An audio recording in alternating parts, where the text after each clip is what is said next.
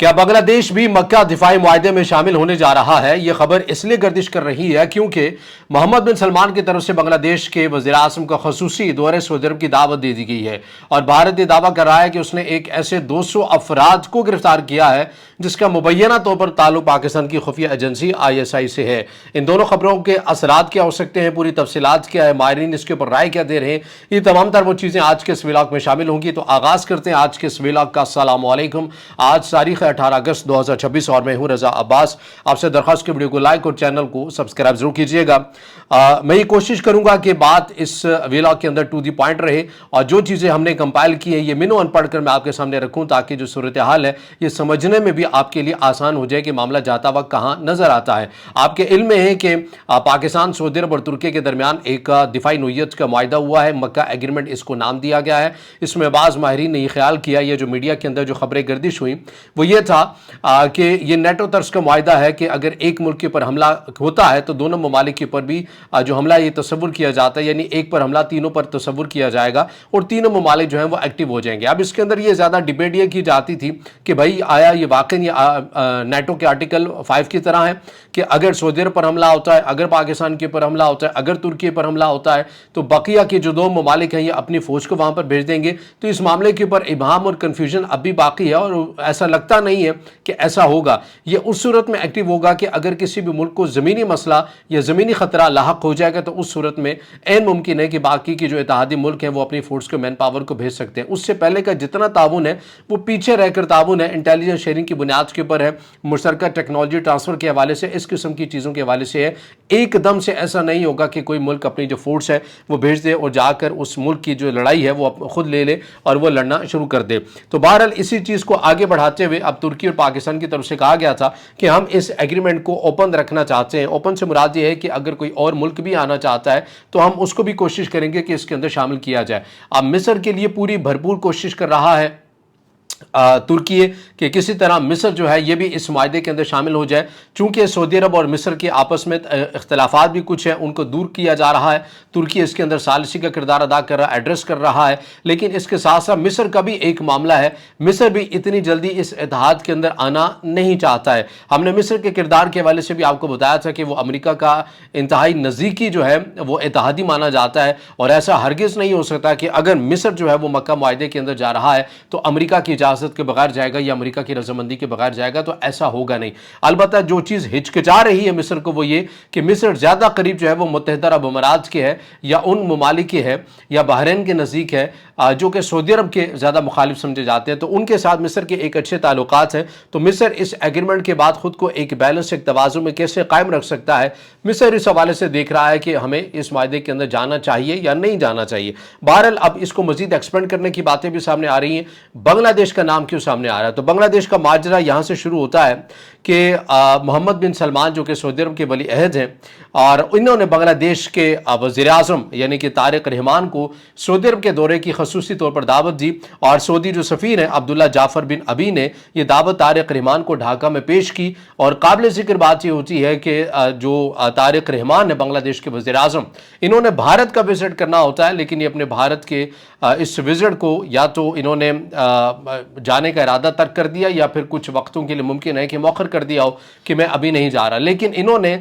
سعودی عرب کے دورے کی دعوت کو ایکسیپٹ کر لیا ہے، اور آنے والے دنوں کے اندر بتایا یہ جا رہا ہے کہ ممکنہ طور پر بنگلہ دیش کے جو وزیر اعظم ہیں یہ انتہائی اہمیت کا حامل یہ وزٹ کر سکتے ہیں۔ اب یہ وزٹ کیوں کر سکتے ہیں؟ کیونکہ یہ مکہ دفاعی معاہدے کے فوری بات ہو رہا ہے، اور سعودی عرب اور بنگلہ دیش کے تعلقات اگر دیکھیں، ان دونوں ممالک کے درمیان تجارتی حجم دیکھیں تو کچھ بھی آئیڈیل آپ کو نظر نہیں آتا، بلکہ سعودی عرب کا کچھ خاص کنسرن یا انٹرسٹ بھی بنگلہ دیش کے اندر نظر نہیں آتا۔ بنگلہ دیش کا ایک مسلم ملک ہونے کی حیثیت سے تو ہوتا ہے، لیکن اس طرح ان کی بھی تجارت یا حجم، اس طرح کی چیزیں بنگلہ دیش کے سعودی عرب کے ساتھ بھی نہیں ہے بنگلہ دیش کی۔ تو ایسے میں جب یہ سوالات اٹھنے لگے کہ کیوں محمد بن سلمان کی طرف سے بنگلہ دیش کے وزیر اعظم کو خصوصی دعوت خود سے دی گئی ہے اور انہیں بلایا گیا ہے، تو اس کے پیچھے بعض ماہرین کا یہ خیال ہے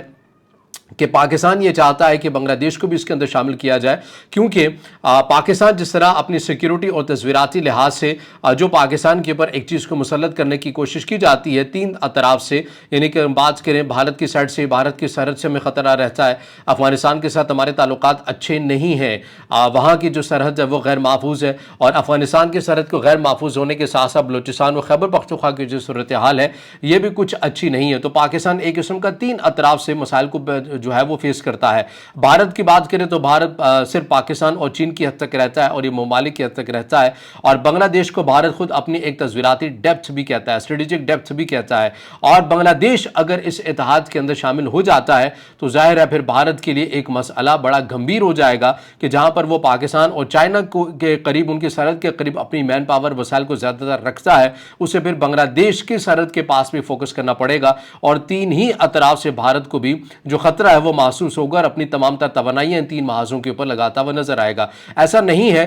کہ اگر کل کو یہ خبر سامنے آ جائے کہ بنگلہ دیش جو ہے وہ مکہ دفاعی معاہدے کے اندر شامل ہو جائے، کیونکہ ابھی تو بہت سی ابتدائی سی بات ہے، ہمیں نہیں پتا کہ یہ معاملہ کہاں جاتا ہوا نظر آتا ہے، یہ اس دورے کے کیا اغراض و مقاصد ہو سکتے ہیں، لیکن جو بعض ماہرین تمام تر چیزوں کو کور کر رہے ہیں وہ یہ کہہ رہے ہیں کہ یہ اتفاقیہ نہیں ہے کہ مکہ دفاعی معاہدے کی فوری بات جو ہے بنگلہ دیش کے وزیر اعظم کو دعوت دی گئی ہے، تو اس کا مطلب ہے کہ بہت کچھ ایسا ہے جو پس منظر کے اندر چل رہا ہے۔ اب اس کے اندر پاکستان کا کیا انٹرسٹ ہے؟ پاکستان تو بہرحال یہ چاہے گا کہ بھارت جتنی بھی محاذوں کے پر انگیج رہے وہ اتنا ہی اچھا ہے، اور بنگلہ دیش جیسا اگر ملک پاکستان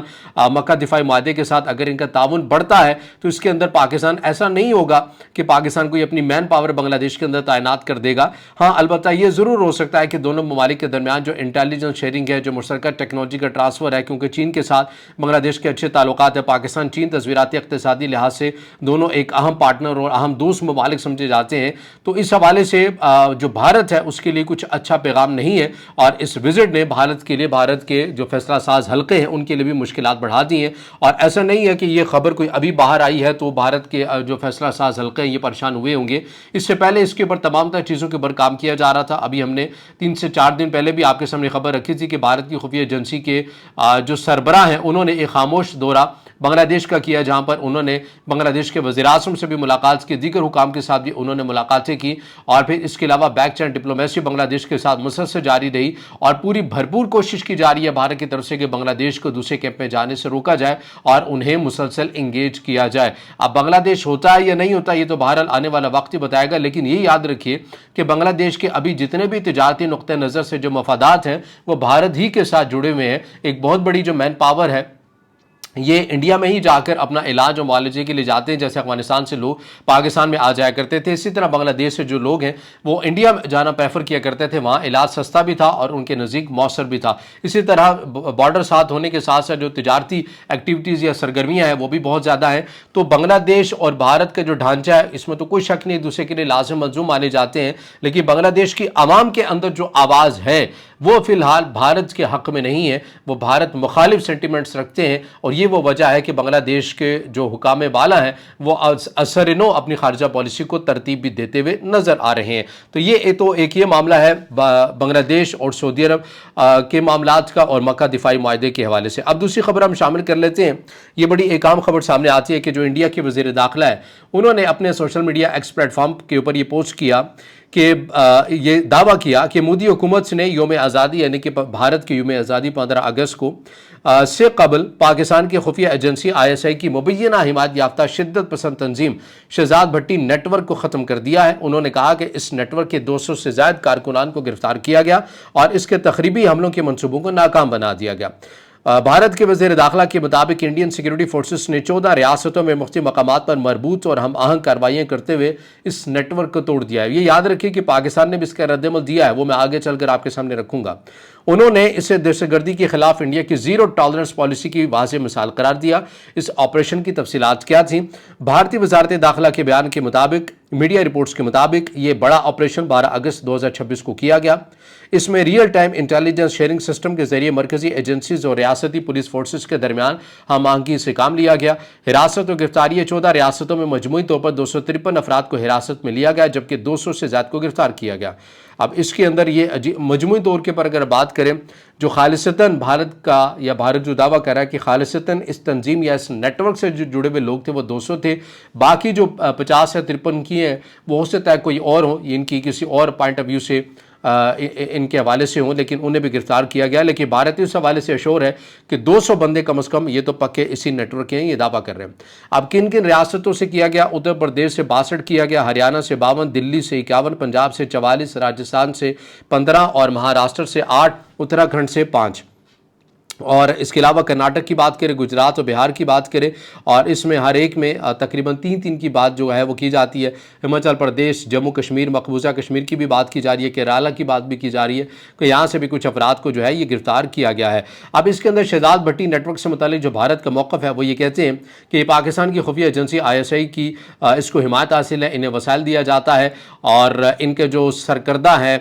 وہ متحدہ عرب امارات کے اندر بیٹھے ہوئے ہیں، وہاں سے وہ نیٹ ورک کو چلاتے ہیں۔ حالانکہ دیکھا جائے تو بھارت اور متحدہ عرب امارات کے تعلقات اس حد تک اچھے ہیں کہ متحدہ عرب امارات پریفر کرتا ہے کہ بھئی ہم باہر کے ساتھ تعلقات کو اچھا رکھیں، پاکستان کے ساتھ نہ رکھیں۔ تو اگر ان کے گروہ سرکردہ UAE کے اندر بیٹھے ہوئے باہر کی سلامتی کے لیے خطرہ، تو ان کے لیے تو آسان ہونا چاہیے کہ UAE سے ایسے افراد کو جائے گرفتار کر لیا جائے، لیکن بہرحال یہ الزامات لگائے گئے۔ پاکستان کا موقف کیا سامنے آیا؟ پاکستان نے کہا کہ یہ جو بھارت کی وزارت داخلہ کی طرف سے یا ان کے وزیر داخلہ کی طرف سے کہا گیا، یہ ہم اس دعوے کو مکمل طور کے پر مسترد کرتے ہیں۔ وزارت خارجہ کے ترجمان طاہر اندرابی نے رات کے جاری بیان میں کہا کہ پاکستان ان الزامات کو سختی سے مسترد کرتا ہے جن میں پاکستان کو انڈیا میں ہونے والی کچھ گرفتاریوں سے جوڑنے کی کوشش کی گئی۔ ترجمان نے کہا کہ اس قسم کا پروپیگنڈا پاکستان کے خلاف انڈیا کی مذموم مہم کا ایک اور ثبوت ہے جس کا مقصد اپنے داخلی سیکیورٹی چیلنجز سے توجہ ہٹانا اور محض تنگ نظر ملکی سیاسی مفادات کے لیے پاکستان کو مورد الزام ٹھہرانا ہے۔ انہوں نے مزید کہا کہ انڈیا کی بے بنیاد اور گمراہ کن باتیں بین الاقوامی توجہ کو انڈیا کی ریاستی سرپرستی میں ہونے والی دہشت گردی، ٹارگٹ کلنگ اور غیر ملکی علاقوں میں تخریبی کارروائیوں سے نہیں ہٹا سکتی۔ پاکستانی بیان میں کہا گیا کہ پاکستان نے بارہا دہشت گردی اور پاکستان میں عدم استحکام پیدا کرنے والی سرگرمیوں میں انڈیا کے ملوث ہونے کے ثبوت فراہم کیے ہیں، اور عالمی برادری سے مطالبہ کیا ہے کہ وہ انڈیا کے بے بنیاد الزامات کو مسترد کرے اور خطے میں ریاستی سرپرستی میں کی جانے والی دہشت گردی پر انڈیا کا احتساب کیا جائے۔ تو یہ وہ اپڈیٹس ہیں، خبریں جو آپ کے سامنے رکھی ہیں۔ اب اس سے جڑا آپ کا کوئی سوال ہو یا رائے ہو تو ضرور کمنٹ میں ظاہر خیال کیجیے گا، ویڈیو کو لائک کیجیے گا، دوستوں کے ساتھ شیئر کیجیے گا، اور اس چینل کو زیادہ سے زیادہ سبسکرائب بھی۔